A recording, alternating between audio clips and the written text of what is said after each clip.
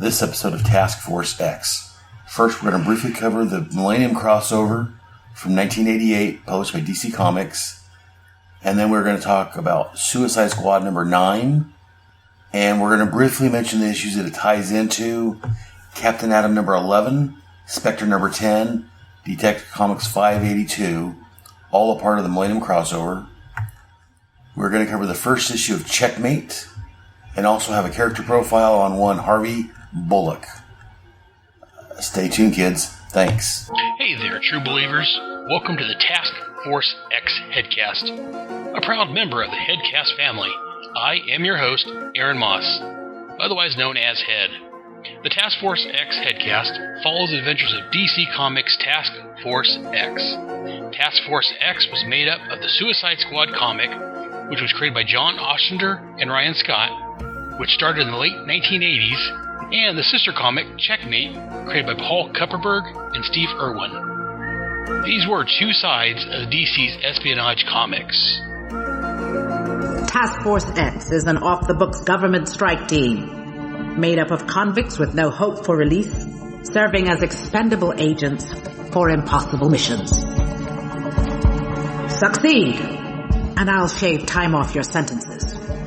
If we don't, you'll be dead. Exactly. I will attempt to chronicle each title and all the books that the Suicide Squad and Checkmate appeared in during this era. We're the U.S. government. Who's going to blow the whistle on us? The convicts? Who'd believe them? You? You're going to start a blog and expose us? Well, yeah, Amanda. A blog and a headcast. Those scumbags are trying to screw me. No, not at all, Amanda. I'm just trying to help everyone else discover the joy of the Suicide Squad. Anywho, hope you guys have as much fun with these comics as I did when I first read them. Oh, so many years ago. Punk. All right, Amanda.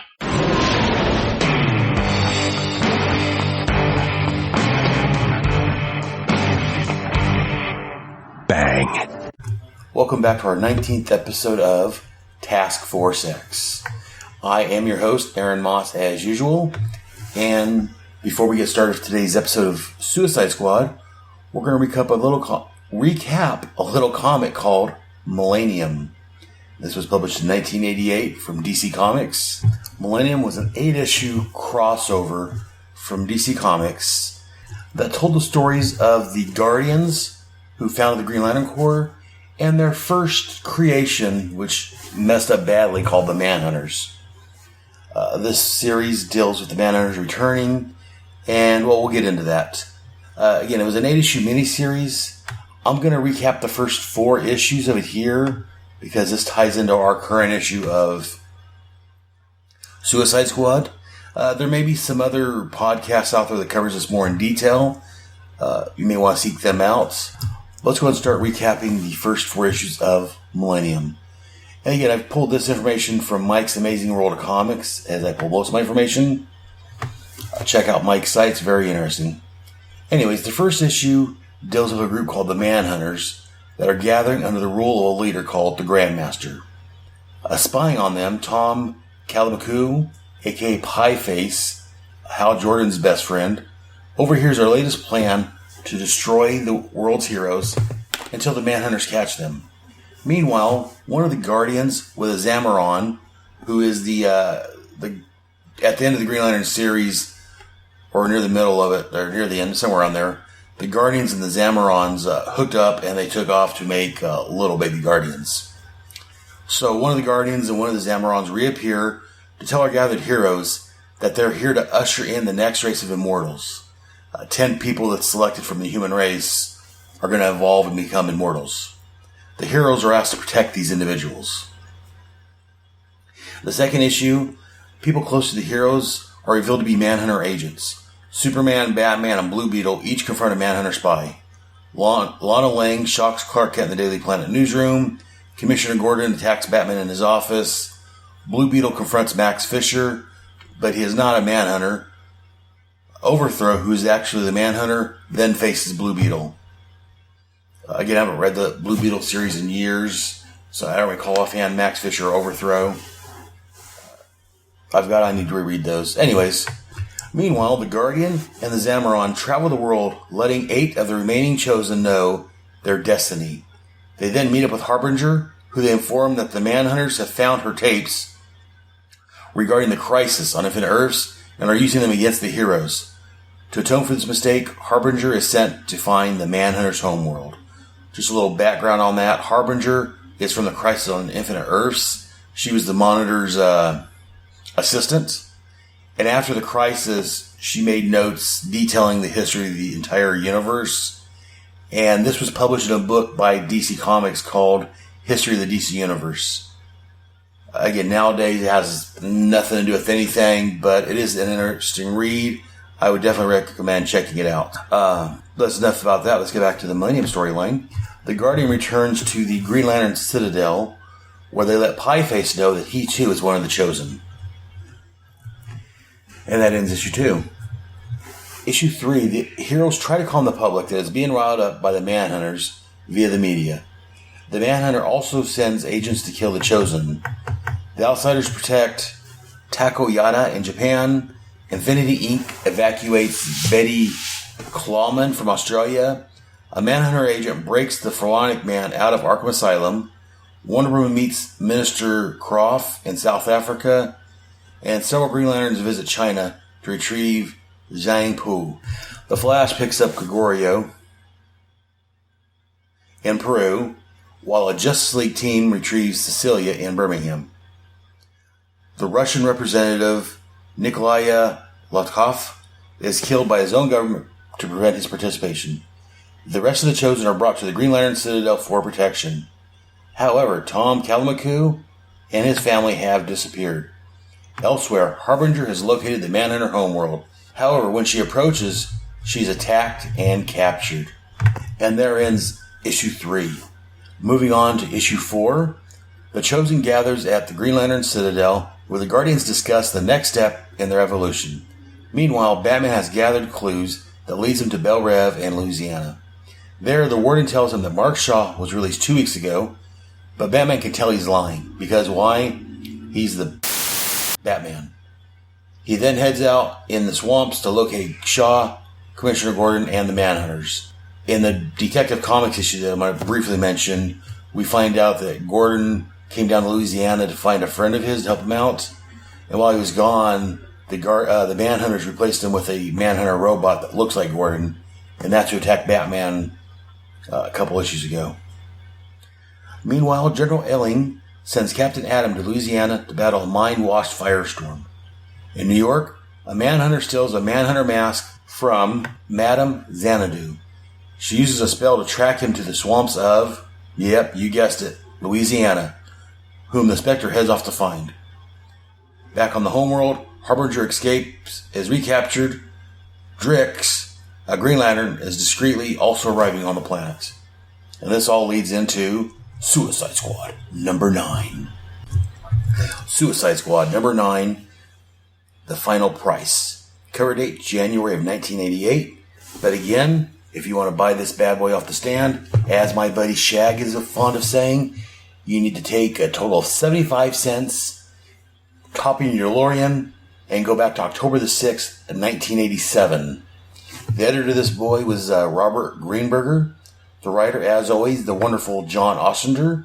The penciler, the fantastic Luke McDonnell. Inker, Robert Lewis. Letterer, Todd Klein. Also assisted by John Costanza. The colorist was Carl Gafford.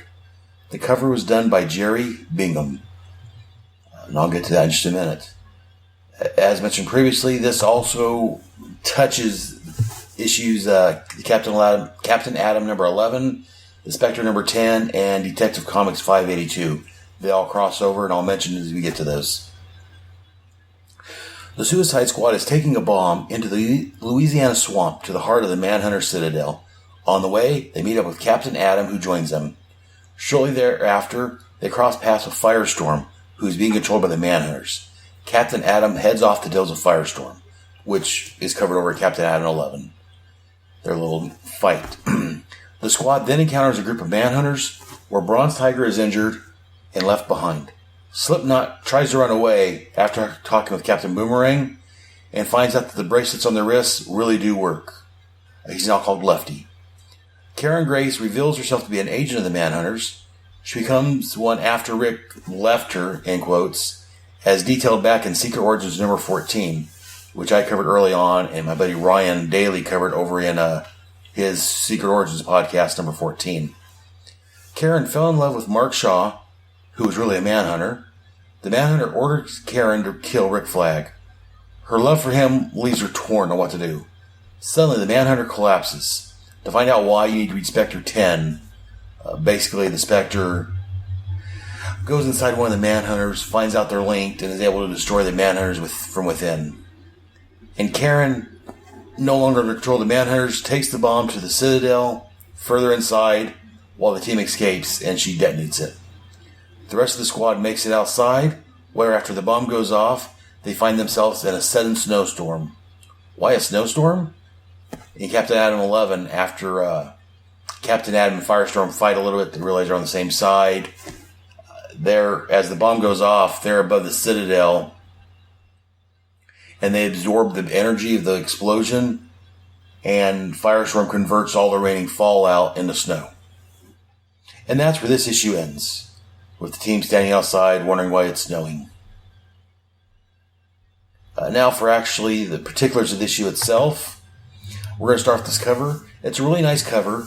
It ties in with the other 3 issues. All the covers show their heroes in the swamps. This one shows Captain Boomerang, Deadshot, Flag, and Bronze Tiger stalking through the swamps towards the Citadel. Again, Jerry Bingham did a fantastic job on this cover. I really like it. I don't know if Jerry did all 4 of the covers or if he just did this one. I didn't look at that actually.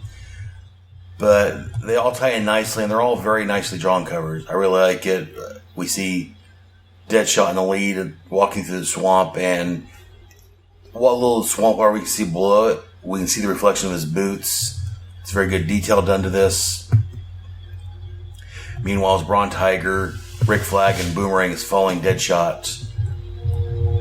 I don't know, I just really like this cover. I always remember this cover. And I remember it ties in with the other covers, Captain Atom, Detective Comics, and the Spectre. At the top, it tells us this is a Millennium Week 4 book. Because, again, it was a weekly series. So each week, the books that came out that week that tied into it had the Millennium Week, whatever, cover blurb on it. Again, it's a very nice cover. I really like it. It tells the story. It's very good. And then we get to the first page where it has the title, The Final Price. It gives a little blurb saying, read this week's issue of Millennium. Before reading the story, it gives a little background on the Manhunter Temple. We see the team, Slipknot, Boomerang, Deadshot, Bronze Tiger, Rick Flag, Karen Grace, and Mark Shaw as his privateer identity, hanging out in front of his Citadel. Covered with, looks like it's got covered with swamp and moss and goo and looks nasty. And there we get a little, I guess this is someone's diary entry because it's basically telling us, Manhunter Temple, that's the target, Slipknot, Captain Boomerang, everyone I mentioned has been sent to destroy. There's a note here that says, as seen in Millennium number 4 on sale this week. As I said, I really love Luke McDonald's artwork. It's very realistic, in air quotes. I just love the detail he has in this. As we go through this, Mark Shaw is, basically their guide, since he used to be a Manhunter, and we get Rick's thought balloons, and we see that, he's very suspicious of Mark. We're not quite sure if it's because Mark used to be a Manhunter, or the fact that Karen is headed over heels in love with Mark. And I like this what's his name? Try that again. And I like this Slipknot's talking to Boomerang kind of in a whisper. He's like, yo, Boomerang, about these explosive bracelets here. Told us they'd blow our arms off if we grab it. On the up? And Boomerang's like, I don't believe it myself, Slipknot, old mate. Guys like Flag and the Tiger are just too darn decent. Hangs him up every time. Me, things get shirty out there, I'm off for the hot country. Slipknot's like, me too, thanks, pal. So Slipknot apparently doesn't know Captain Boomerang very well. He thinks Boomerang's actually helping him out. as we'll find out later on, as I mentioned in my synopsis. Not so much. And like this is they're going through the jungle, or the swamps. Jungle? They're in Louisiana, kiddo. They're going through the swamps. They see something coming towards them. And Rick's like, incoming! And Broadsider heads up, and maybe the Manhunters. And then we see that it's actually Captain Atom. And basically he gives us a little background that it's an interdepartmental rivalry going on. General Illing, who's his boss, wants him to go smash the Manhunter base for Task Force X, aka the Suicide Squad does. And they decide, it's better off if they all work together. They let him know that they've got a baby Huey filled with Zidilium. And they want to get as close to the place as they can before they blow it up. And Captain Adam's familiar with Zidilium. He knows what it is. Broadsider says it's an experimental explosive, very destructive, very unstable. And Adam and Flag have a little side conversation. And Captain Adam knows that Flag is military, so Flag should know what the stuff actually is. He's like, if you all start walking right now, I still don't know if you get clear of the blast area in time. And Flag's like, I know, they don't. Job's got to get done. If it stands a better chance, they think they have a chance. And Captain Adam, thinks that he thought Elling was cold-blooded. And he's like, well, he's going to give you guys a fighting chance and absorb some of the blast. So, which will come back later on. As they start going through the swamp, again, like this, most of the team's riding. Captain Adam's flying. Looks like Slipknot and Boomerang are walking. And they come across a wall of fire. And then we see this firestorm. And this, again, there's a reference here to Firestorm 64 and this year's annual number 5, which I talked about in episode 12 with my buddy Shag. That was the appearance and the introduction of the blank slate era Firestorm. So this is Firestorm's been for a couple months. He's kind of a blank slate still. Doesn't know a whole lot. And in doing so, the Manhunters, as I mentioned in my synopsis, are able to control him. And he thinks the Manhunters created him because he still doesn't know. At this point, I'm going to do a little spoiler for these issues of Firestorm, which I'm not going to really cover. Ronnie and Mikhail, the Russian Pozar, are the inner voice of Firestorm. But right now, they're not able to really speak to Firestorm's body, who... I'm not going to spoil that. We'll find out later on who actually controls the body of Firestorm. But so right now, Firestorm's body is being controlled by a third party that doesn't have access to the voices to the other two yet. They're trying to break free at this point in the Firestorm comics. So Firestorm at this point is a blank slate. He doesn't know who he is, where he's from. So Captain Atom flies off to deal with him. And again, that goes over to the current issue of Captain Atom. And I like this in the Atom's all, I'm the Justice League, and I'm all the Justice League you need, Boomerang. Because Boomerang said they wish they had the Justice League with him now, who again showed up back in the Firestorm issues we talked about previously. So Atom's like, move on, I'll do a Flamehead. And then the box here says, in the current issue of Captain Atom, yes, we want all of your money, Bob. I like that. Yeah, we want all of your money. Read all of these crossovers. And a lot of people don't really care for the Millennium crossover. Again, due to time restraints, I haven't reread them this time. I just went by the synopsis from Mike's Amazing World. But a lot of while the main series may not have been fantastic, a lot of the crossover issues were actually pretty good. So we find ourselves back at Bell Rev. So again, before I get back to Bell Rev, sorry about that. Firestorm, I love Firestorm, as I mentioned. Him and the Atom, not Captain Atom, are two of my favorite heroes. So I really like the design. I like the way they show Firestorm here. And this top panel where Firestorm and Captain Atom are facing off. Here on the top of page 5. I really like this. Captain Atom surrounded by his energy. Firestorm's just floating in the air. It's a very nice page. I really like the way it's laid out. And below that, We're back at Bell Rev, where Waller has come back from talking with Elling. And her and Econos, we'll pronounce his name right, have a little discussion. He lets her know that the bomb is, and the team is off onto the swamps. And he's like, yes, that bomb may take out half the swamp. I doubt any of them will come back. Shouldn't we have told them? And she's like, if I thought so, I'd said so. Flag us home if necessary. So again, I like Amanda Waller here. Again, this is the overweight Amanda that we're used to, not the new 52 one. She's very powerful, very headstrong. She will do what she needs to get the mission across, no matter whose life she has to sacrifice. And then we get a comment saying that Batman was here, which we mentioned in the synopsis. And Kamino says he thinks he gave him the slip and got rid of him. And I like this. Waller's like, the Batman? Huh. Damn. Don't want to tickle his curiosity. He finds out the truth about the Suicide Squad, and he could be more dangerous to us than the Manhunters.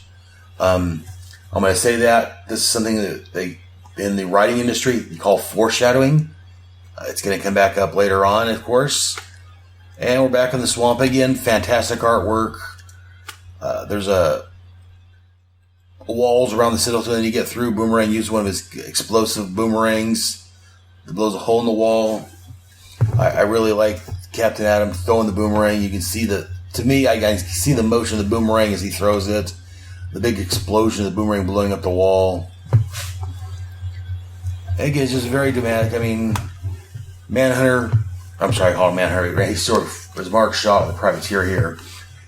I mean, he can just sit there and say, yeah, go over that way. But, he's like, you've assessed the main quarter. We can put the drive into that heart of the temple. And he's standing up, very dramatic, and pointing towards, right over our shoulder, basically, towards where the temple would be at. And again, we have a nice little fight scene with Bronze Tiger, who's like a superb fighter.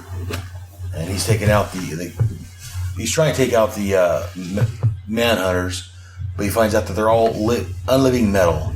He can kick them down, but they get right back up. And again, as I've said, I've mainly been talking about the artwork in here. John Ostrander and his writing is just fantastic. I love John Ostrander's writing in this, both the storytelling and the dialogue. We see Slipknot. If you're not familiar with Slipknot, I talked about him here a couple episodes ago. Slipknot's main power is that he has rope and he chokes people with it. It's an organic hemp rope, so Firestorm can't affect it, and that's why he's a Firestorm villain. As Shags talked about over on the Who's Who podcast, he'd be a much better villain for someone like Green Arrow or someone that's more reality-based than a superpowered hero like Firestorm. But they make do the best, and so they got this guy with ropes. His MO is choking people, so he's trying to choke a robot, which doesn't really do much good as you might think. And I like this. When the Manhunters attack him, he's like, "Fool, you cannot strangle an android." He's like, he's right. It's like trying to kill a girder. So Slipknot realized he's in over his head on this. He's like, nuts to this, I'm out of here. So you see Captain Boomerang throwing his boomerangs and taking them out. And, I say he's taking them out. He's throwing the boomerangs at him, but it's not doing a whole lot of good because he tells us, strength, sonics don't do any good, and explosives just stench you. I'm running out of gags. So, again, you can see the worry on his face because he realized that, again, Captain Boomerang's a one-trick pony. While he's a one-trick pony, these tricks are varied with different boomerangs, but again, the boomerangs aren't doing much good against the Manhunters. Even Deadshot with his Magnum slugs are having a problem stopping the Manhunters. And again, the artwork, as I keep talking about the artwork, Luke McDonald did an awesome job on this.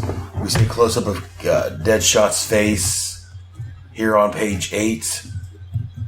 And again, he's got a mask. We can't really see his facial expressions.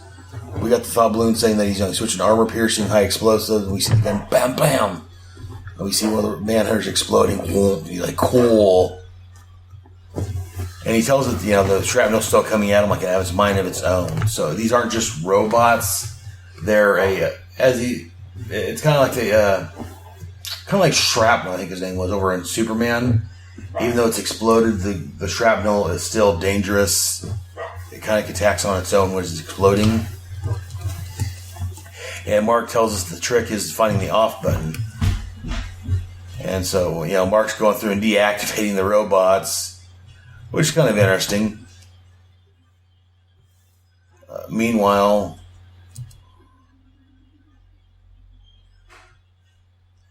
Bronze Tiger, as I mentioned in the synopsis, he gets injured, so they're going to throw him into the car and take off with him. But one of the manhunters grabs Karen, takes off, and Rick, of course, wants to save her. And again, I like this, the bottom of page 9, the concern on Rick Flagg's face is, the manhunter grabs Karen, he wants to go get her, and Shaw's like, no, that's just what the manhunters want. They prey on human frailty. Remember the mission, get going. He's like, damn. So he takes off after Karen with Bronze Tiger in the little car thing they've got here. And then I like this. We see elsewhere in the swamp, we see Slipknot taking off through the swamp trying to get away. And we see someone in shadow saying, who's this worm? And I'm going to cover this next page here. We see Slipknot looking at the bomb on his wrist. He's like, the red light's flashing like crazy. Like a warning? Forget it. It's a bluff, like Boomer said. Gotta be a bluff. Gotta. And then all of a sudden he gets too far away and boom. He's like, ah. His arm just explodes. And again, you don't see any grisly details. His arm's up off the panel. So we see the bottom part of the explosion say ba-boom. The pain on his face, the shock, the what the heck? Then we go back to Captain Boomerang. I like, he's like, so they're serious about these things. Sorry, Slipknot, old mate, but I had to know, you see. I'm better you than me. So we see from here that Boomerang set Slipknot up to fail. And I like that. It's classic Captain Boomerang for you. It's very much what he would do in that instance. And then Flag sits there, he's thinking about, he said that Karen's been captured, and he's going to go after them. And Mark Shaw reminds him that, he says, if you do, the mission's dead. If Tiger can't continue, you've got to take the lead and get us in. And Tiger's like, you can leave me behind and pick me up on the way out. Again, we get some more dialogue, inner monologuing of Flag, where he's saying that if he doesn't see a way out, that they're all getting down the swamp, including Karen. I knew that going in. I just didn't face it. So what's left except for what Dad taught me? Do the job, Rick. We owe others, pay the debt, whatever the cost. Which is a big callback to the Secret Origins issue, where his dad, like his mom's grave, kept telling me, we have to carry on, and the mission is the main thing we have to worry about. So I do like this way that, like I said, it all calls back to the earlier issues, back to the Secret Origins of the Suicide Squad, back in Secret Origins number 14 that me and Ryan talked about, and then I talked about myself before that.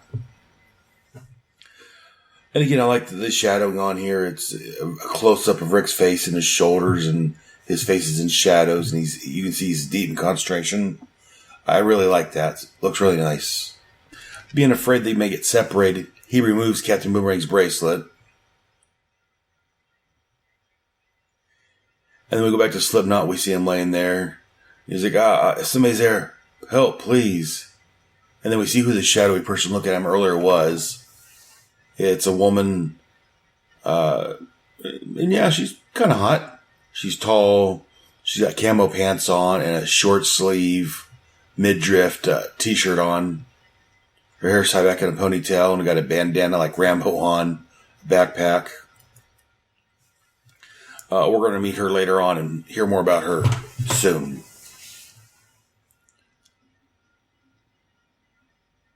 And I like this. So they bust into the camp. They're shooting up and destroying robots. And Boomerang's like, strength. More of these bleeding androids. Dead Shoto might have hang about you. Bite out of Boomerangs, yeah? And Deadshot like this. Deadshot's like, go ahead. The joke's on you. See? I'm about out of bullets. So they're both out of weapons. And I love the expression on Boomer's face.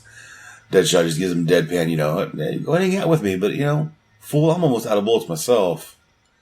And Boomerang's got the look on his face like, oh my God, what are we going to do?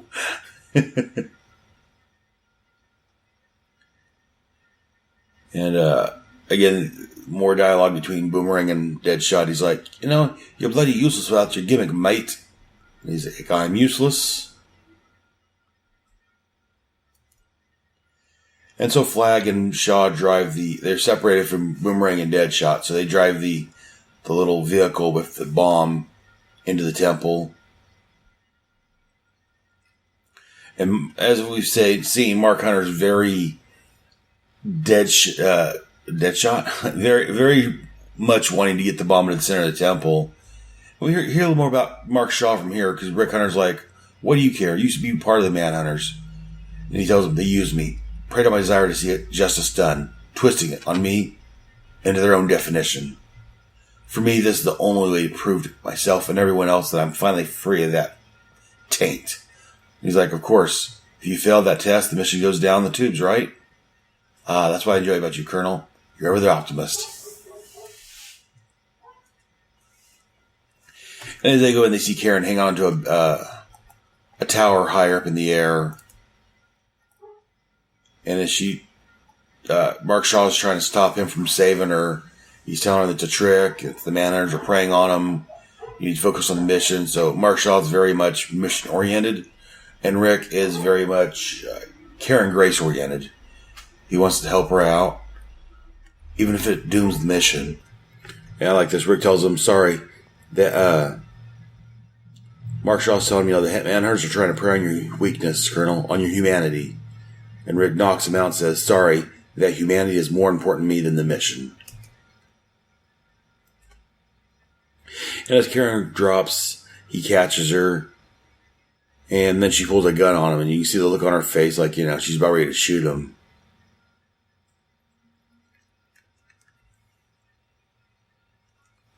And then we get the little backstory. I mentioned the synopsis, how he asked her how long she's been part of the Manhunters.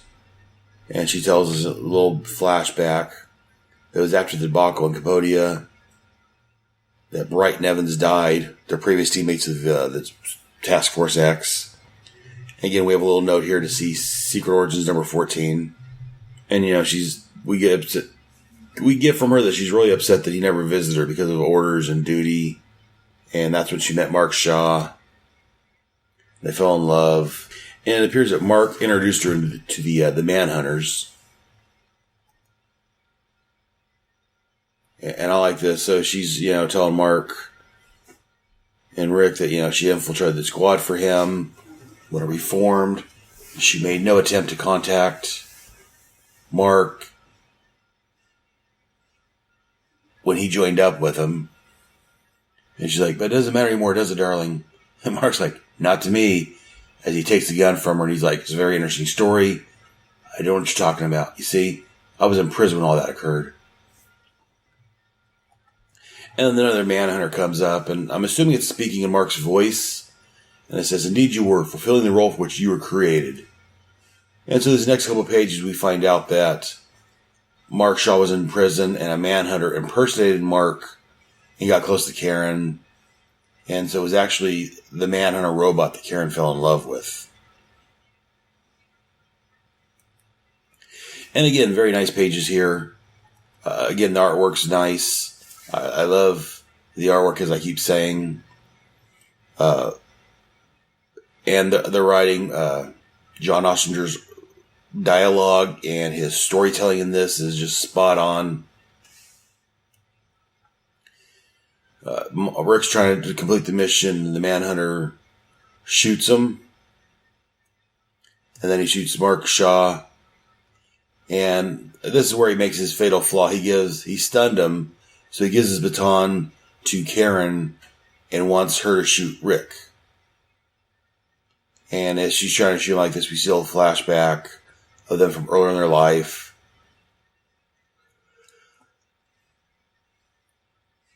And as she thinks, she can remember the pain. She knows there was joys, but she can't remember. The only thing she can remember is the pain that they had.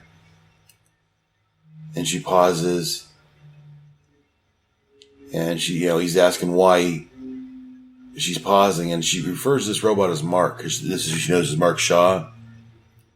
And she's saying, like, well, there's more than pain. I just, because it appears that they've brainwashed her into only remembering the bad parts of her times with Rick.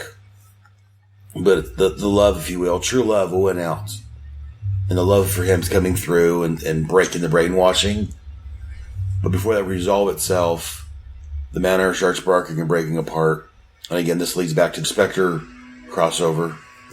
And on the next page, we see Boomerang and Deadshot surrounded, captured by the Manhunters as they start sparking and breaking apart. I like the look on Boomerang's face.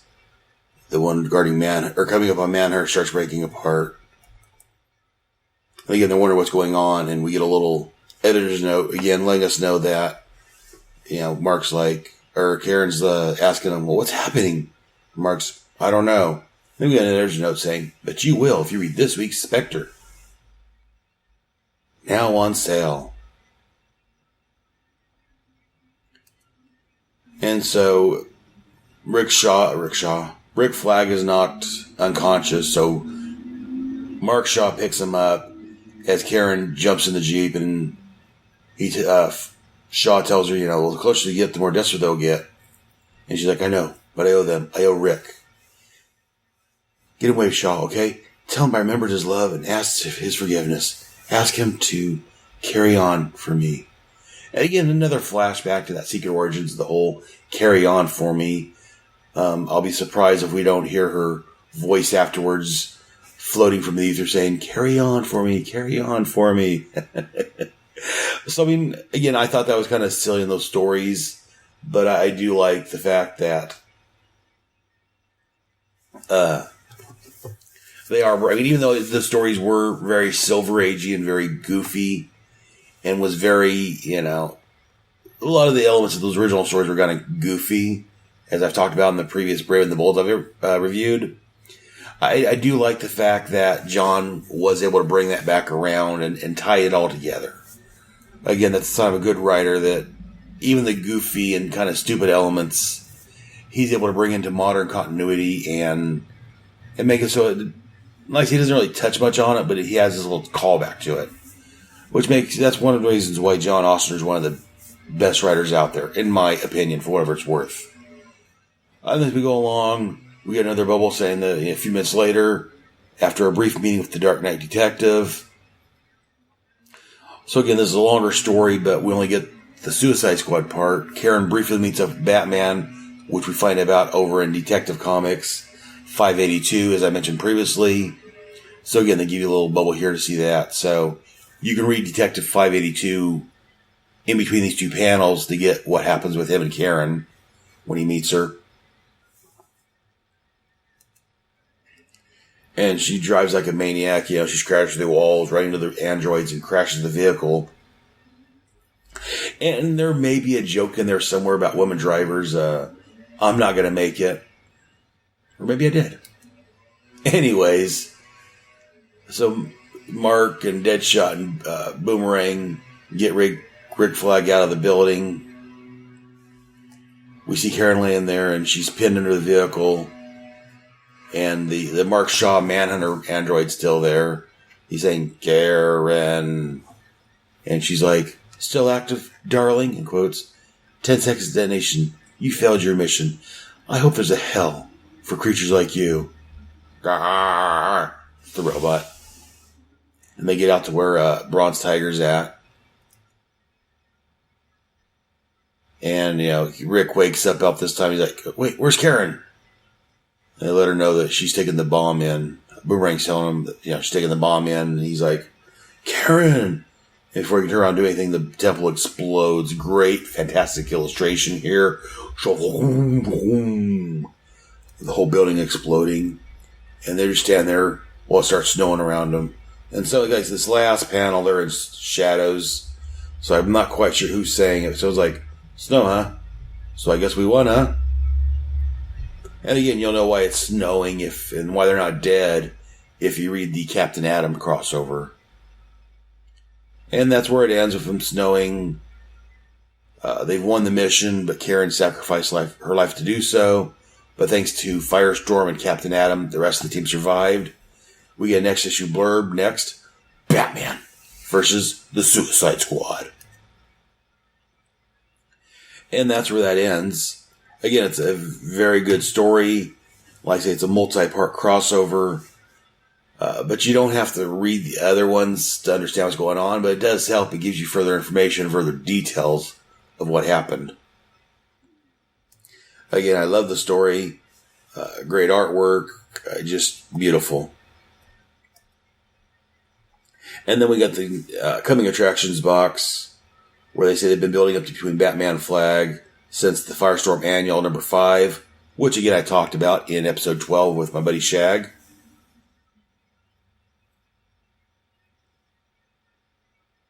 And it says here he's tripped onto the existence of the Suicide Squad and Detective 582. Now he's out to bust the Suicide Squad, which is all leading up to February Suicide Squad Justice League International Clash. And I'll say this now, that is a crossover with the Suicide Squad with the Justice League International. I'm not sure what I'm going to do for that episode yet. I do know that, again, my buddy Shag is starting a new podcast, the JLI Wahahaha podcast, where he's going to be covering that series of the Justice League. And we've talked about me showing up over there to cover it from his angle, so I may have him over on mine if we can work it out. I'm not quite sure if I want to do that or if I want to go for someone new, since me and him's going to be discussing it somewhere down. I think his is a monthly podcast also, so it's going to be a year or so before he gets to that. So yeah, we may, and it's going to be sooner for me, so I may have him on here in a couple months if I can. And then in a year, we'll discuss it on his show and see if our thoughts have changed on it, maybe.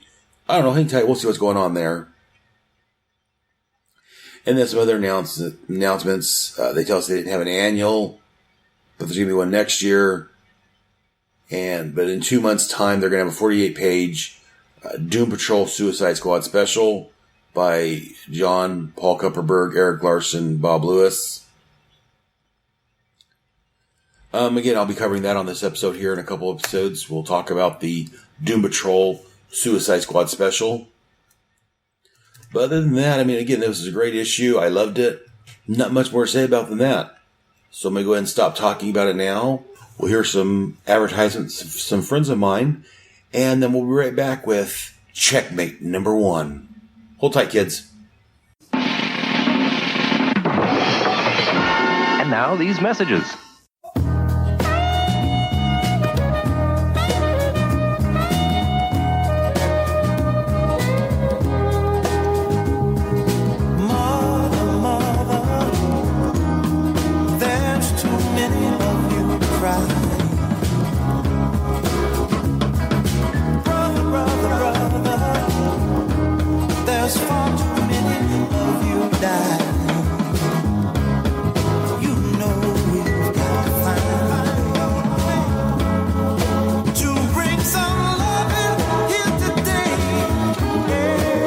Sawate. My name is Stella, and I host Batgirl to Oracle, the Barbara Gordon podcast.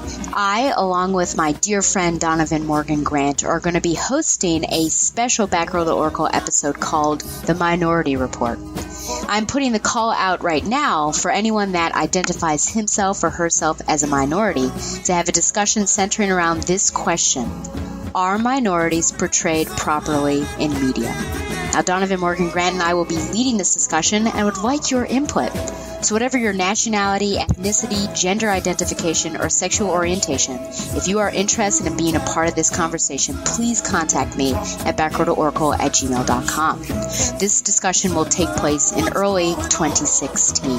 Heterosexual white males need not apply. Thank you, and I look forward to hearing from you.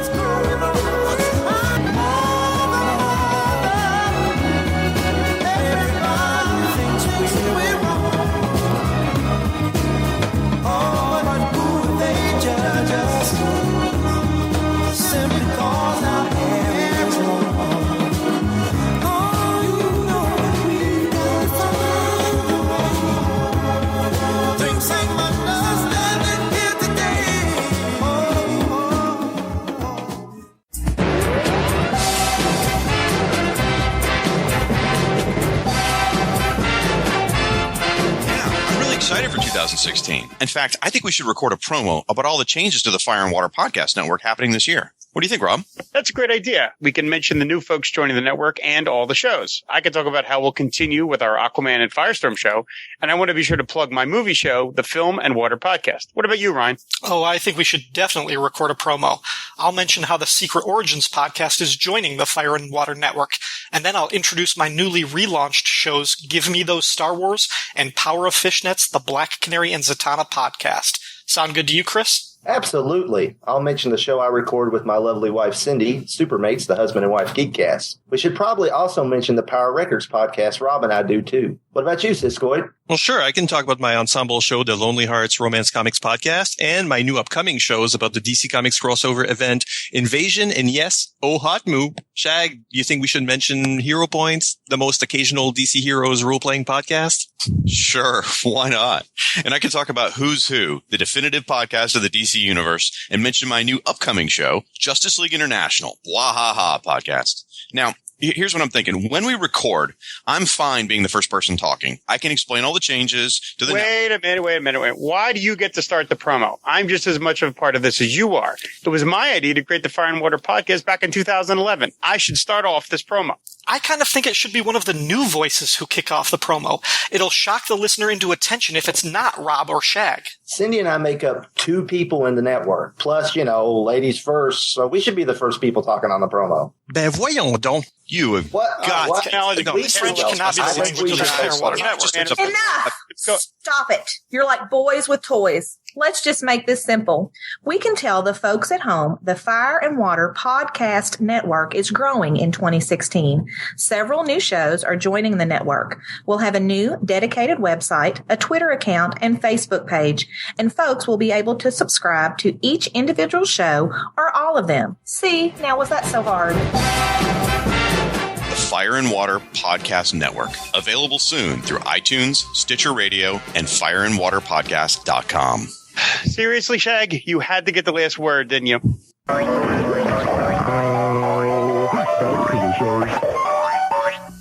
Before we get started, the first issue of Checkmate, we do a character profile on Mr. 1, Harvey Bullock. Again, this information is pulled from Wikipedia as normal. You may be familiar with Bullock from the show Gotham, where he's played by Donald Logue. Let's find a little bit about Bullock before that. He first appeared in Detective Comics 441 back in June of 1974. He was created by Archie Goodwin, the writer, and Howard Chapin, the artist. Team affiliations been the Gotham City Police Department and Checkmate, as we're going to find out soon. So, pre-Crisis, prior to the 1984-85 DC Max series Crisis on Infinite Earths, which I've talked about previously, met briefly here and there. It's a great series, but anyways, that's not the show. Bullock is a crooked police detective under instructions from Gotham City's Mayor Hamilton Hale to sabotage Commissioner Gordon's career. When he's formally reintroduced in Batman 361, cover date of July 1983, in the story entitled The Most Successful Species, written by Doug Munch and penciled by Don Newton, his method of doing so is to pretend to be exceedingly clumsy, thereby spoiling whatever Gordon is trying to do, seemingly accidentally. After inadvertently giving Gordon a heart attack, however, Bullock turns over a new leaf. His character later develops into a well-meaning cop who is exceedingly clumsy, similar to the later animated version. He also forms a close bond with Robin, based initially on their mutual love of old movies. Subsequent to this, he is a bishop in the spy organization of Checkmate. And post-Crisis, following the continuity changes that brought about in most of DC's comics by Crisis, Bullock is perhaps the most controversial police officer in Gotham City's police department. His colleagues in the major crimes units will swear up and down that he is a good cop, despite his reputation for taking bribes, brutality, and ties to organized crime. Again, very much the character we're seeing in Fox's Gotham TV series. However, he also has elements of his earlier character, including a fondness for donuts and a hidden sentimental streak. He also has a romance with a widow he meets at work. This new post-Crisis Bullock was retconned as having been loyal to Gordon from the start. Even before he makes detective, he stays by Gordon during one of the Joker's early rampages. He saves Gordon's life with careful driving and helps him work through his clues. Eventually, without Batman's assistance, Bullock and Gordon stop the Joker from causing an explosion that would have leveled Gotham City. During the entire case, Bullock plays the part of the bad cop, intimidating and threatening whoever gets in his way. At this point, Bullock still wears regular police uniform. Several years later, Bullock's made detective. He again works closely with Gordon as part of a small crew of people Gordon knows he can trust. This group includes Maggie Sawyer, Harvey Dent, and Detective Cohen as they try to bring down Sal Maroni. Though Gordon knows of and has recordings of Bullock's brutality against suspects, he brings him in because the man has never accepted bribes. The events surrounding the squad work around the events of Batman The Long Halloween. Bullock and the group are then joined by Crispus Allen, who again is showed up in Gotham. They take down a gathering of Gotham's freaks such as the Joker, Clayface, and Scarecrow. Later, Bullock is partnered with Renee Montoya, who, again, has been in Gotham. And they both become very loyal to each other. For a time, Bullock works with the international spy agency Checkmate, which we're going to start hearing about starting this episode. In other media, he showed up in Batman the Animated Series, voiced by Robert Costanza. He has a guest appearance in Superman the Animated Series. He reprises this role in Static Shock episode entitled Hard as Nails. In Gotham, as I mentioned previously, he's played by Donald Logue. In films, Max Eckhart from the 1989 Batman movie was a version of this character. And then in the animated movies, Mask of the Phantasm, Batman and Mr. Freeze Sub-Zero, and Batman Mystery of the Batwoman, Bullock was voiced once again by Robert Costanzo. And over in video games, his voice is heard in Batman the Animated Series, a video game. Harvey Bullock appears as a supporting character in Batman Chaos in Gotham. Both Bullock and Montoya appear in a cutscene in Batman Dark Tomorrow for the GameCube and Xbox, while he is a playable character in the DS version of Lego Batman, the video game. Bullock also features as a non-playing character in the online game DC Universe Online, and he appears as an ally of Captain Gordon in Batman Arkham Origins, with once again Robert Costanzo reprising his role from Batman the Animated Series. And Harvey Bullock is referenced in Batman Arkham Knight. In GCBD headquarters, the name Bullock can be seen on a board listing detective shifts. And finally, over on the radio, in Dirk Magga's radio adaptation of Batman Nightfall for BBC Radio 1, Bullock was played by Eric Myers. But again, that's Harvey Bullock. I believe he's still showing up in the Batman and Detective comics currently. And for live action, check out Gotham. I think Donald Logue is doing a magnificent job of playing Harvey Bullock. That's enough about Bullock. Let's move on to actually, maybe it's not enough about Bullock, because he's going to appear in Checkmate. Checkmate number 1. It was covered in April of 1988. The on-sale date, once again, to buy this fresh off the newsstand, take $1.25, hop in your Legion of Superheroes time bubble, and go back to December the 8th of 1987. The editor of this was Jonathan Peterson. The title of this issue is called Opening Gambit, which is a good name for the first issue of a comic regarding chess moves and chess pieces.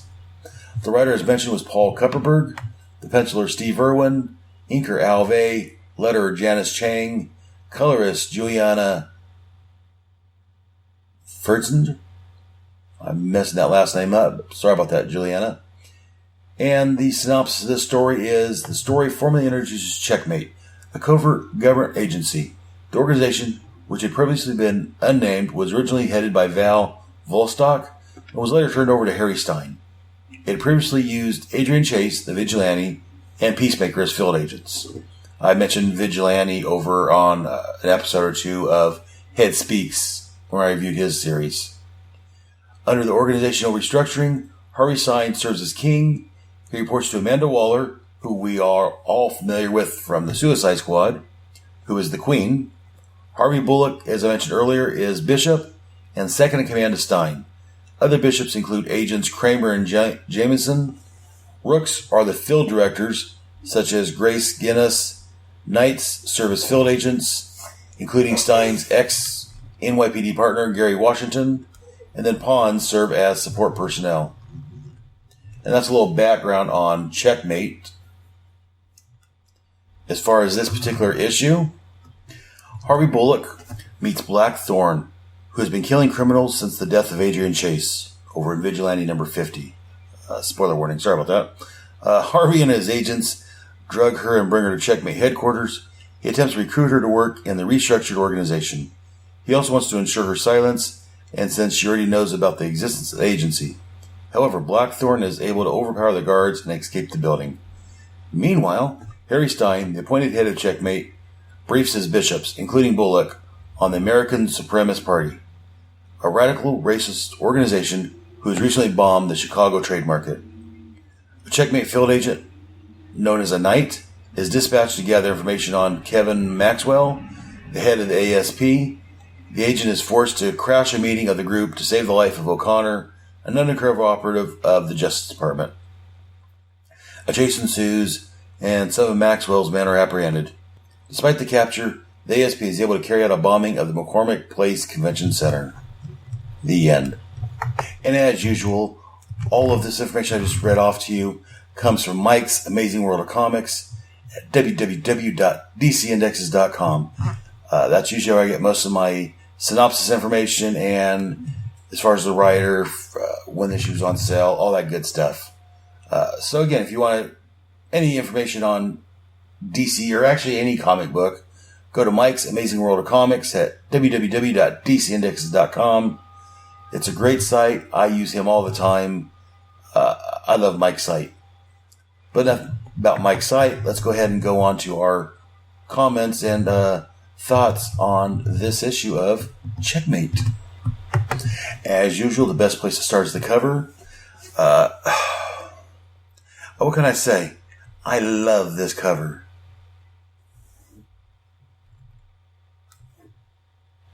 Which I just not forgot to mention. The cover is by Kerry Gamble and Carl Kiesel. Almost forgot to announce that. Sorry about that, guys. Because this is a great cover. Kiesel and Gamble did a fantastic job. We show there is a car with a driver and the passenger. The passenger has a gun on the prisoner in the middle of them. We find out is the operative later on. On top of the car, we see a Knight. He's holding onto the car. We see he's cracking the window or the windshield where he's holding onto it at. And he's about ready to swing to bust in the window to free the prisoner. We see the arm movement, the swing of the arm movement, the motion of the buildings around him, so they're moving at a very high speed. There's a blurb here that says he doesn't fight the criminal element, he terminates it. Again, very 80s, 90s dialogue there, but I love it. I'm not going to knock it. Again, the Checkmate logo says Checkmate. The A is the, what is that? The knight figure from Checkmate. From Chess Piece. This is DC's new format book. So again, this was a better paper stock, a better art quality. Not better art per se, but the inks and the coloring, I guess, is better format. This was their pricier book at the time. I think most of their books were 75 cents or so. This was an extra 50 cents. Because again, it's just better paper, better quality of paper. And like I said, Gamble and Kiesel did a fantastic job on this cover. Whenever I see this, it brings a smile on my face. Not all the covers are hitting out of the park, but this one, fabulous. Again, I love, as I've said previously, me and Mike talked about last episode when we talked about Checkmate appearing in Action Comics. We love the design of the Knight. It's very reminiscent of a Knight from like Old West kind of, or Old West of like an old school Knight, but it's very modern. It's a black and yellow design. The outfit's black with white gloves, a white face mask, a white upper around the shoulders and upper chest area. Again, it's just a very cool costume. I'll have pictures of this posted on the blog page. Definitely check it out.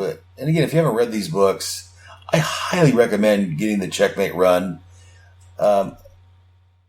I was going to say sadly, but I guess it's also a good thing. I don't think Checkmate's as sought after as it should be. So you can probably find them in the quarter or 50-cent bins if you look hard enough. But enough about the cover. I could go on all day waxing their car how great it is. But let's get off the actual story. So we've been talking Suicide Squad for the last dozen or so issues or episodes. This is a very different art style than what Luke McDonnell does. Luke is a very darker, if you will. Not how much of it's Luke and how much is the colorist, but it's a very darker, more what I call realistic art style. And while this isn't cartoony art, this is still a realistic art style. It's a bit different than what we're getting over in the Suicide Squad, which I really like. It's a contrast. You get the darker, the more gritty Suicide Squad. And then over here you get the... it's a little more colorful, if you will. It's a little more vibrant art style, a little cleaner, a little crisper, which I really like for this book. We start out in Chicago, Illinois, where we get some guy running into the building, the police chasing him, and we find out there's a bomb in the suitcase, and I like this. So the guy's running in, he's knocking people down. The only, I'm going to call it a complaint, is that the guy's hair color kind of changes. And it may just be shadowing. Because when we first see him, it looks kind of darker. When we get closer up, it's more of a lighter color. A couple panel there looks like it's darker again, then it's in between the two. So, the hair color on this, I mean, again, that's a very minor nitpick. Don't get me wrong. I love the artwork in this. I love this as much as I do McDonnell's artwork around Suicide Squad. Again, it's a different style, but I still love it. So again, just because I want something to complain about, just because I'm not, again, waxing their car this entire show. The hair color does change a bit right here. But again, I will say that is a very, very, very minor nitpick. So don't say, oh my God, he was going on and on about the hair color.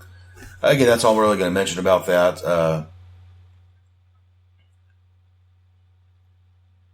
And again, so the security tackles them. And they tell him, put the briefcase down and we can walk away. And the guy's like, no, I'm not an idiot. I put this down. There's no way you'll let me walk out of here. But as long as I can detonate this at any time, you got to let me go.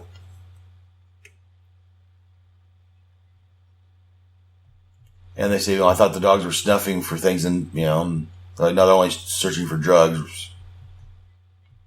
And so as the cops are distracting him, another lady cop comes up behind him, pulls her gun out and says, tells him to drop it. He turns to deal with the lady cop, and the other two cops shoot him in the back. The briefcase drops. A security guard jumps and catches the bag. He's like, I've got it. Whew, it's okay, guy. Click. And then we go outside and we just see a kaboom as the Chicago board tray just explodes. The windows are shattered and just explosion from the briefcase bomb. It's fantastic artwork. I love it. And here we get our title sequence, opening gambit. Like this, trading was suspended for the rest of the day, which is very fitting. And then we're over in New York, where we see Bullock talking with Thorne, as I talked about previously. Got a nice pirate ship there in the background. Again, I'm not familiar with South Street Seaport Historic District, so I'm not sure what that ship is offhand, but it looks like a pirate-type ship in the background. Very looming, very, very nice drawing there.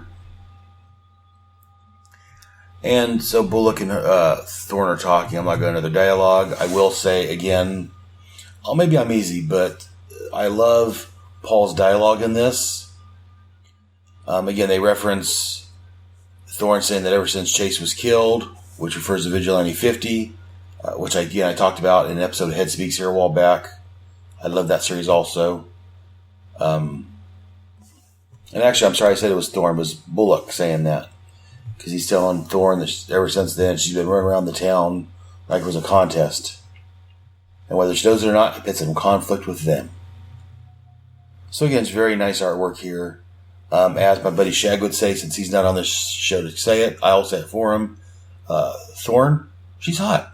She got a pair of green little shorts on, a little red and white tank top, some green sunglasses. She's a very attractive lady.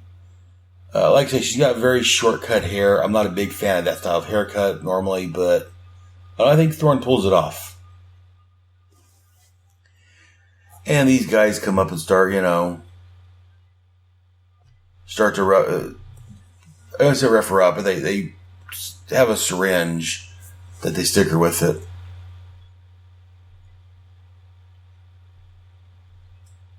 To knock her out.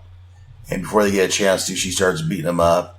And one of them able to sneak up on her and gets her in the butt with it. And knocks her out. And again, she holds her own until, they take her out with a knockout drug.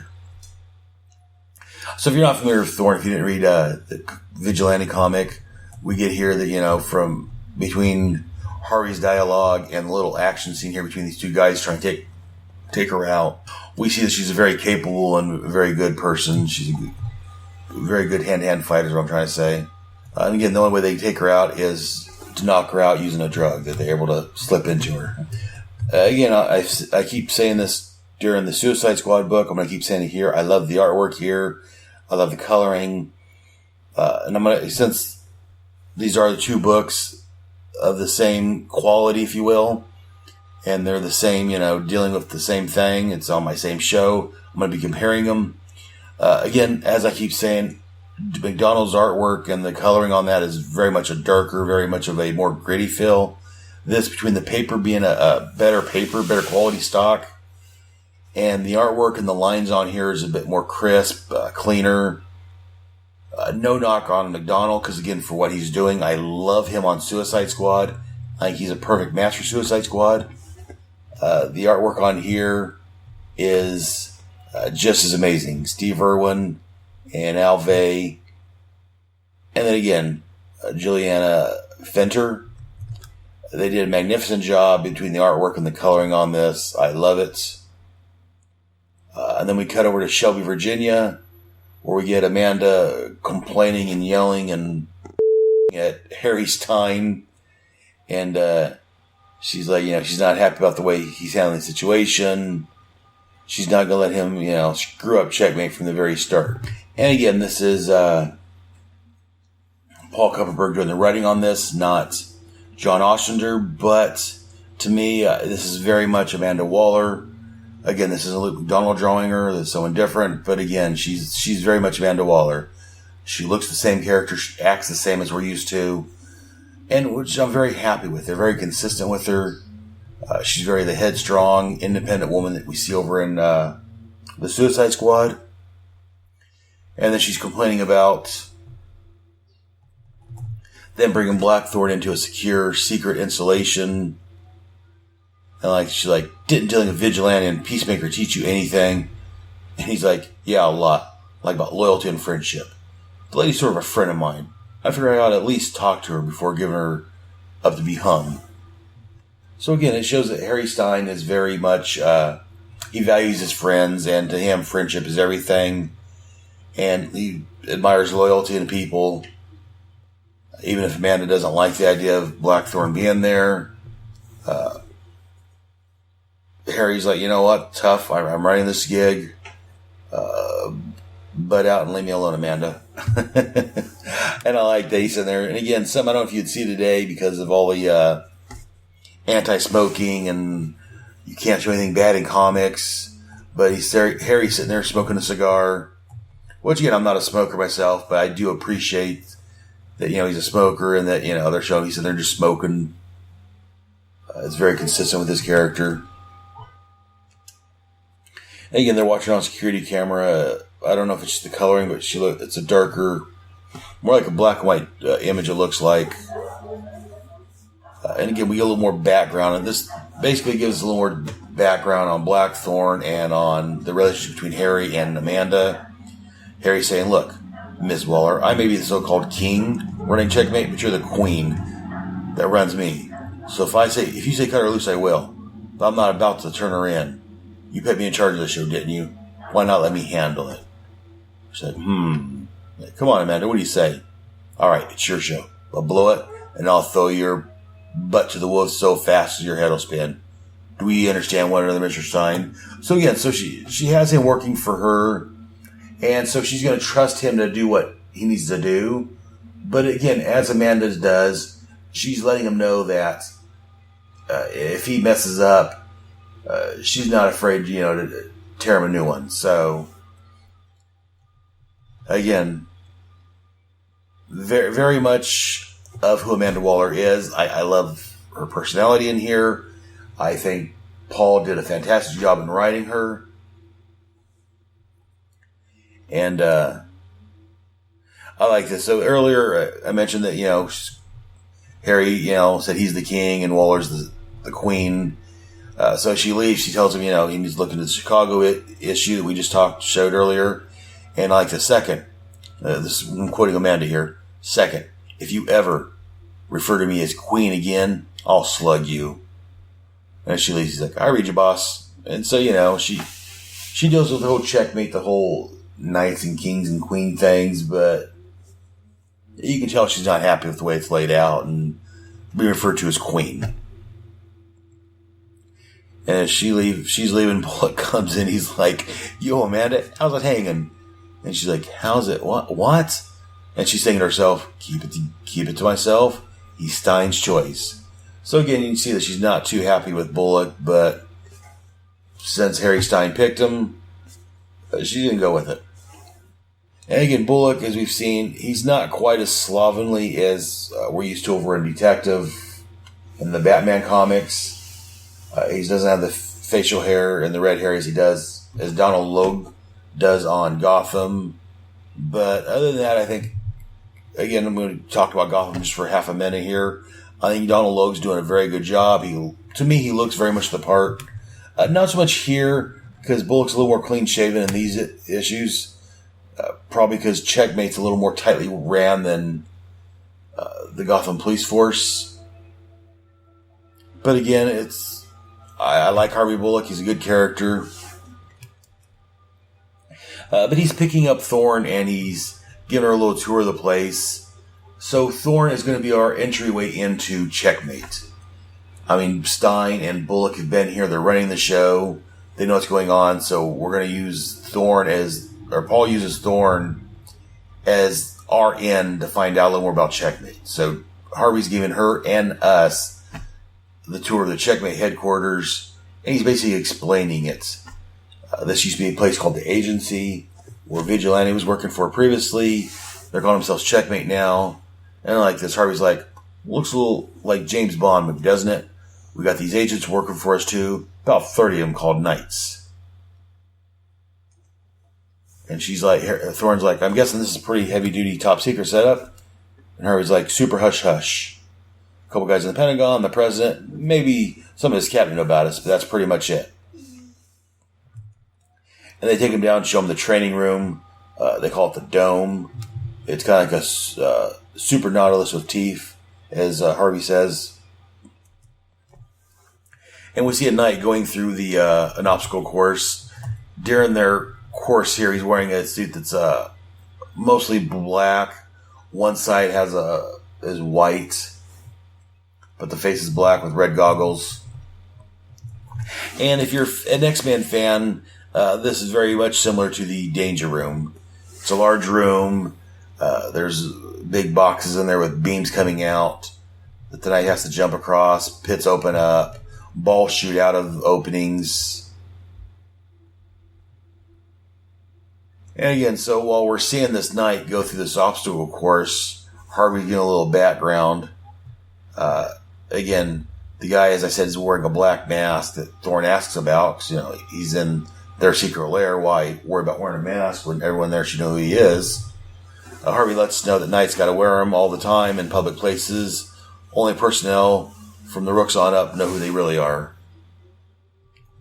So again, we're getting a little background on who Checkmate is, the layout of the organization. There's Rooks, Knights, the King, Queen, and that's what these first few pages here are doing, is just laying out the organization for us and give us a little action scene showing a knight, going through his paces.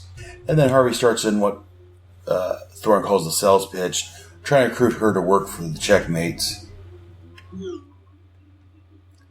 And I like this. So, he's giving a little speech to her, and she's like, "And what are you, Bullock? You named after chess piece too?" He's like, "Freaking A, honey. I'm a bishop. One of the chiefs." She's like, "And you wonder why I don't want to sign up." And so he's like, "I go to a meeting." He passes her off to a random guy walking through the place. And again, it's very much Bullock. As he walks, he actually bumps into some guy knocking his papers all over. And the guy that he hands her off to, he's like, there he goes, a Bullock in a china shop. And so Harvey joins Stein and some of the other bishops as they're talking about the bombing. And from the synopsis I mentioned, this is where you get the background that we're dealing with this racist group.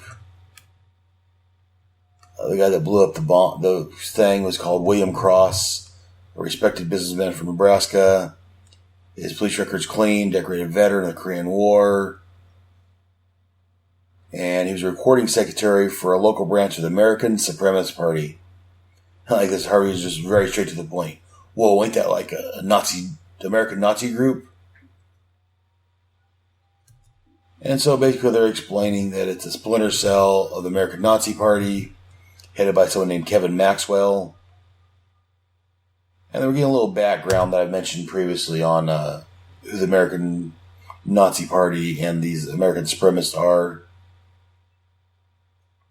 And again, as Harvey's depicted in this time frame, he's very clumsy. He's pouring some water in a cup and spills it.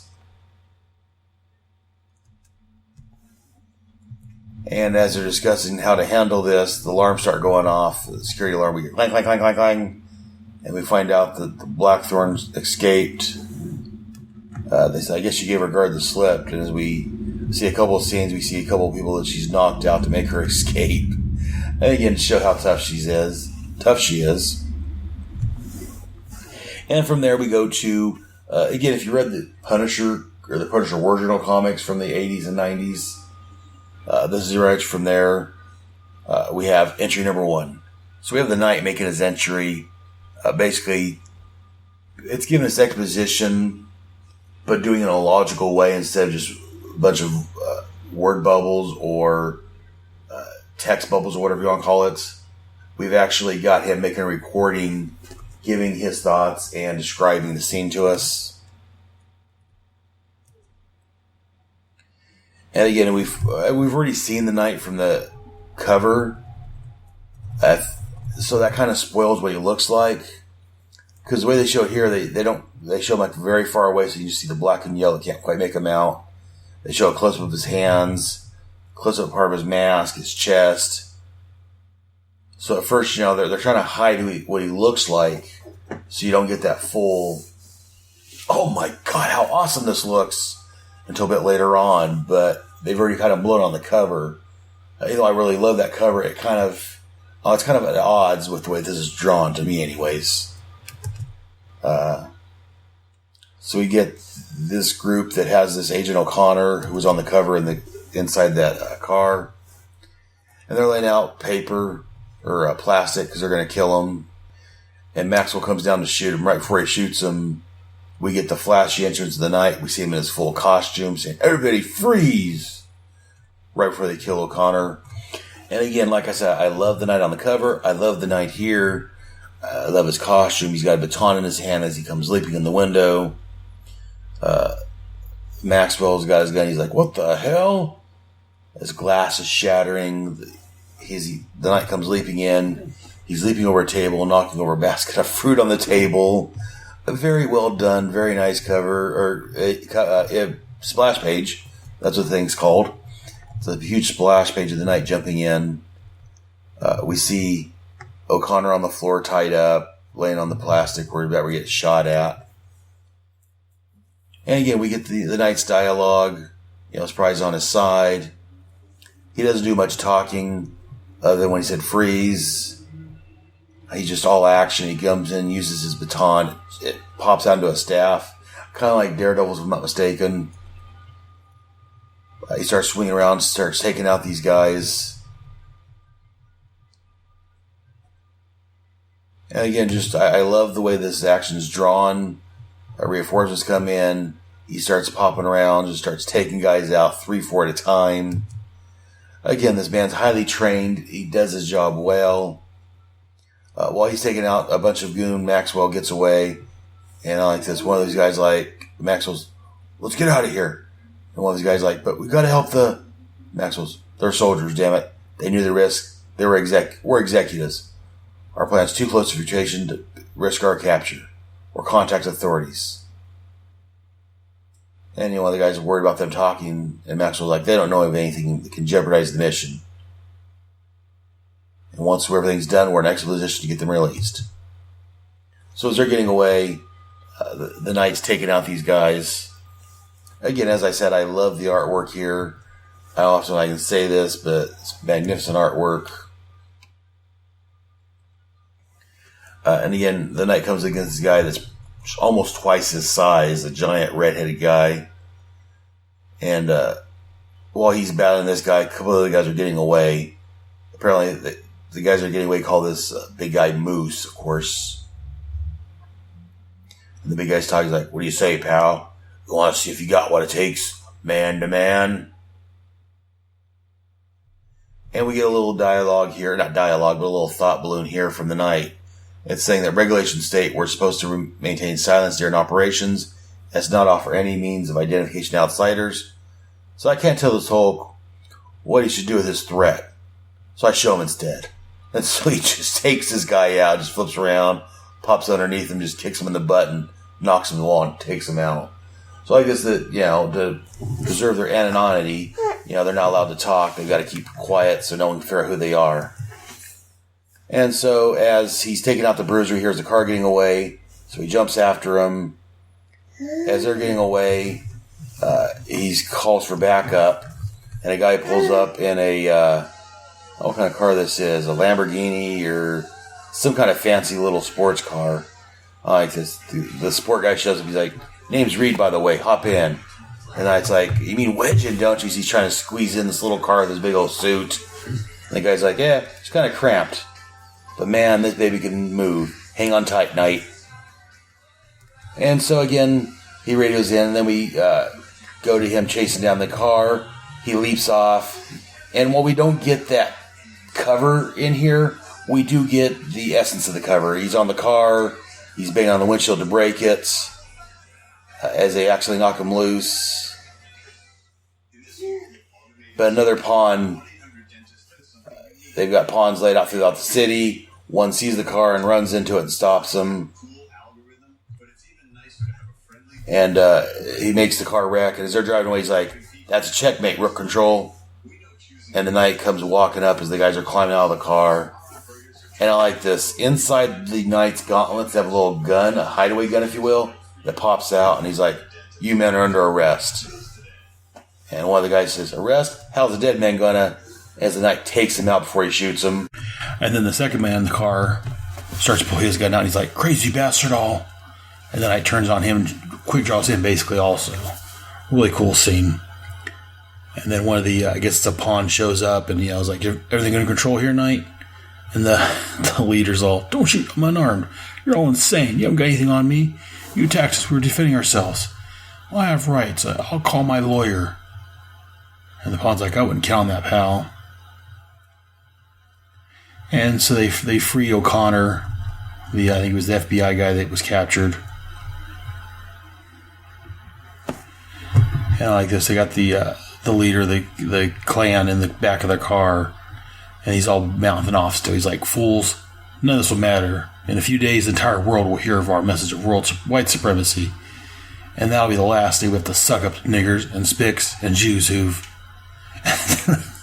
I like this Knight walks up to him, he's like, Mister, he pulls his glove off when he sees a black hand. This Knight's a black guy we're seeing for the first time. And the guy in the back of the car, the white supremacist, starts freaking out. Get him away from me. I really like that. And the pawn takes off with the white supremacist guy to take him into their custody to find out what else they know and get further information on their plans. And the guy in the fancy car from earlier, I think it was a Rook, if I'm not mistaken, pulls up and gives the night a ride again. And they're just chit-chatting, so they're going to basically interrogate the captives and get a break. And I like this. The Rook's like, mind if I ask you a question? I mean, I know I'm way out of line here, but I saw what you did, taking your glove off like that. Isn't that against regulations? And the Knight's like, completely. And the Rook's like, I've got to hand it to you, sir. You've not only got talent, you've got style. And then we cut back to Checkmate's Chicago safe house at 2:32 a.m., where the Knight's coming in, taking off his mask. And, I'm sorry, I forget her name. We'll get it here soon. But, the older gal from earlier that's in charge of this whole mission, she's like, so, Mr. Washington, how'd you enjoy your first taste of action? I don't know if she's British, but she looks, in my mind, she's British. And we get a little bit of background on Washington here. He says he used to be Stein's partner for 6 years. And then before that, he was 6 years active with the NYPD by himself or with another partner. And this bit, his little last line here tells us what Checkmate is. He's like, guess that last part of my resume was what got me joined up with Checkmate when Harry asked me. The fact that he was Harry's partner. It's like, I was always tired of following a rule book that favored the criminals. The rules are different here. Maybe this way, the good guys will have a chance to win. So again, it lets us know that these are the good guys, but they have a different rule book than like the police would use. And maybe with this rule book they're using, maybe they can win over the bad guys. I don't know, because the story ends with Chicago's McCormick Plate Convention Center at 2:34 a.m. 2 minutes later, we see a couple shouty figures stalk off. It's set, let's go, man. Boom! As the McCormick Place Convention Center explodes. Next issue, a house divided. And that ends the first issue of Checkmate. As I said from the very beginning, I've enjoyed the artwork in here. I thought Paul Kupperberg did a fantastic job on the writing. I don't know what more to say. I mean, it's a really good story. If you haven't read these, I definitely recommend checking out Checkmate, especially this first issue, which starts it off. As far as the story, we'll have to find out next month on episode 19 of Task Force X as we continue the storyline. But unless I keep, waxing Mr. Kupperberg's car, we're just going to go in this story here for now. Bear with me for one last promo, and we'll be right back with Suicide Notes. We'll be back after this break. Don't touch that dial, for goodness sake. Oh yeah. Feels good.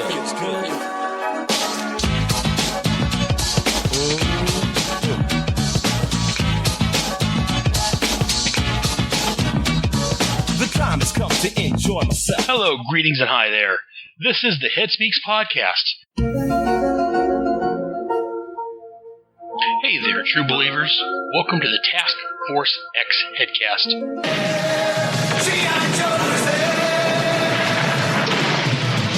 G.I. Joe, the Real American Headcast, is the code name for Aaron's daring, highly trained Headcast. 1980. Hello there, my name is Aaron Moss, and this is the Starman Manhunter Adventure Hour.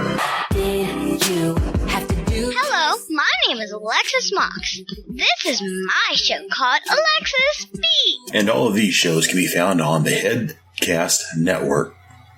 Look for it on iTunes and Stitcher Radio. Also on Facebook by looking for the Headcast Networks. All of the great Headcasts that you love on one convenient feed. Look for it. The Headcast Network. See you there. Here we go back to the show. That's the fact, so now you know. Now we're back with Suicide Notes. We're going to start off emails. Our buddy Anonymous writes in, Hi, Head. This one was a great improvement over your earlier podcast. Your flow is almost unbroken, and while you mispronounced some words, you didn't struggle over them. You just said them and moved on. There were also no extraneous sounds or noises, aside from your Superman theme, which was low in volume enough to be non-distracting background noise. I noticed when you're on other podcasts or have a guest on yours that you sound more relaxed. The pressure isn't on you, and it shows. You sound more fluid and natural. Keep up the good work. Signed, Joe. Well, thank you very much, Joe. Again, I've taken a lot of your comments and suggestions into heart, and I'm trying to make, while I'm doing this podcast for myself, I'm also doing it for you guys. So any suggestions, feel free to shoot them to me. And as our buddy Joe Anonymous here found out, I will take them to heart, and I will tweak my podcast to make it sound as good as I can. Again, Joe, keep letting us know what I'm doing wrong and what I'm doing right, and let me know what you think about the issues. I'm interested in hearing your thoughts on those also. Now move over to Facebook. Over on Facebook, our buddy Gord Tolton liked the page. Also, Just League International, the Wahaha podcast, mentioned Task Force X in a post. The Justice League International Wahaha podcast said, from the crossover with the JLI and Suicide Squad number 13, confrontation in the middle of battle. My first Justice League as a regular reader was the Detroit League, so this page hits me right in the feels every single time. And then Al Saddam said, so I guess both parts of this crossover we covered then? And JLI said, yep, the head honcho over at Task Force X will help us through it. Which is me. So, again, I'm going to be showing up over on the Justice League International Wahaha podcast at some point. At least help them cover issue 13, which is the crossover. Hopefully some other issues. Because, again, I love that series myself. Also, I want to give a special mention to DC in the 80s, the Facebook page. They're a big supporter of the Task Force X podcast, so give them a look-see. Also, just on Facebook, I've been posting various links for various Suicide Squad stuff. I've posted some links for the Suicide Squad figures, Margot Robbie's interview about her Harley portrayal, Ike Barinholtz's interview about his role in the Suicide Squad movie. A new Suicide Squad trailer will premiere January the 19th during 2 new specials on CW. That should actually be tonight, if my figuring's correct. I'm going to get this out on Tuesday morning, hopefully. So hopefully you're listening to this sometime Tuesday. And if so, tonight on the CW, they're going to have a couple of specials. At least one of them dealing with the Suicide Squad trailer. And also I made some posted some links about Adam Beach reveals details on Slipknot. And here in the last couple of days, I've posted some new Suicide Squad posters and made some comments on them. So take a look at them. Let us know what you guys think. But that'll do it for Suicide Notes this episode. Before we go, just a couple more notes.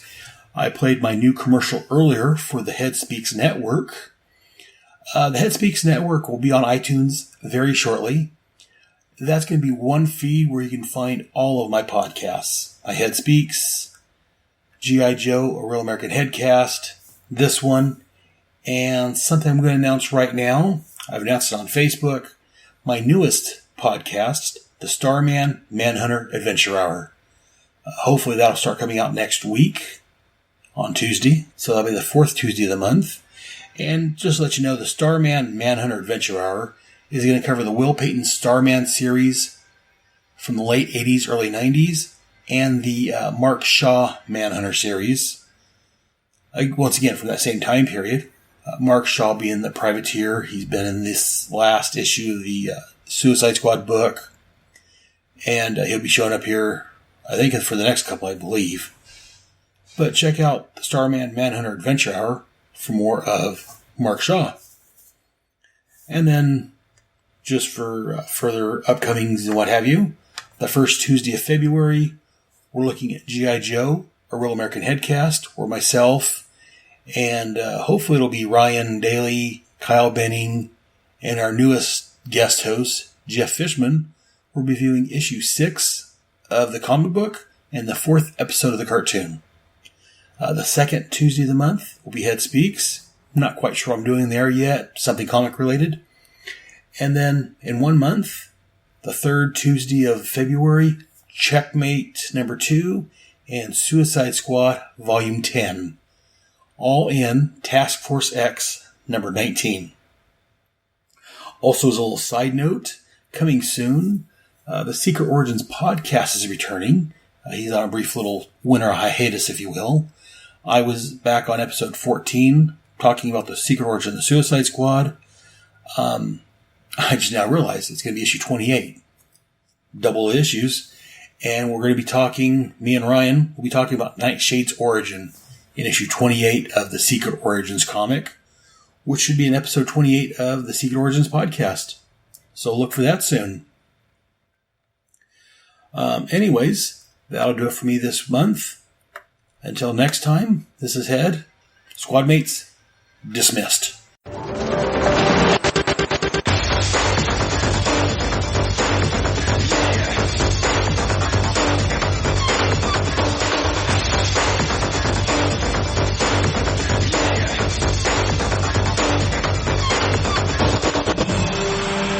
Thank you for listening to another great episode of Task Force X.